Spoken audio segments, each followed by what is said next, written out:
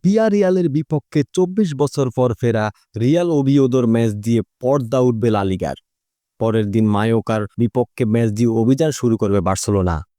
Real Madrid শুরু করবে আরও ৩ দিন পর ওসাসুনার বিপক্ষে ম্যাচ দিয়ে। এবারও লা লিগার শিরোপা লড়াইয়ে রিয়াল বার্সার মধ্যে সীমাবদ্ধ থাকার সম্ভাবনা। এর বড় কারণ রিয়ালে আছেন কিলিয়ান এমবাপ্পে আর বার্সায় লামিন ইয়ামাল। এই দুই তারকার কারণে ফুটবল বিশ্ব অন্যতম আকর্ষণীয় হয়ে উঠেছে লা লিগা। এমবাপ্পে গত মৌসুমে লা লিগায় ৩১ গোল করে ইউরোপিয়ান গোল্ডেন শু জিতল, কোনো শিরোপা এনে দিতে পারেনি দলকে। আর ইয়ামালের নৈপুণ্যে তরুণে Barca La Liga, Copa del Rey, Spanish Super Cup জিতে দুর্দান্ত মৌসুম কাটিয়েছে। নিশ্চিতভাবেই এমবাপ্পে এবার আরও মরিয়া হয়ে উঠবেন শিরোপা জিততে। কিংবদন্তি কোচ আনচেলত্তিকে বিদায় দিয়ে গড়ের ছেলে জাবি আলোনসোকে কোচ হিসেবে বরণ করে নেয় তারা।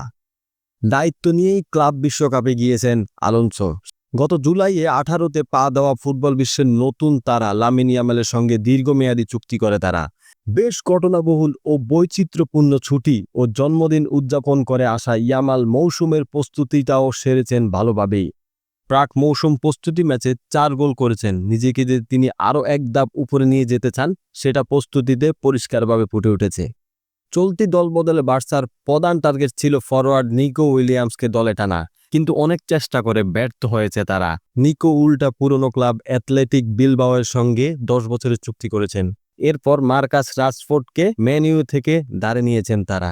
এর মধ্যে হঠাৎ বার্সা ছেড়ে সৌদি আরবের ক্লাবে যোগ দিয়েছেন ডিফেন্ডার ইনিগো মার্টিনেজ। তিনি চলে যাওয়ায় রক্ষণের শক্তি কমলেও আর্থিকভাবে কিছুটা স্বস্তি পেয়েছে বার্সা। গত মৌসুমটা শূন্য হাতেই শেষ করেছিলেন রিয়াল মাদ্রিদ, যে কারণে জাবি আলোনসো যোগ দিয়ে বেশ কিছু কাজ করেছেন। এর মধ্যে সবচেয়ে গুরুত্বপূর্ণ ছিল রক্ষণের শক্তি বাড়ানো।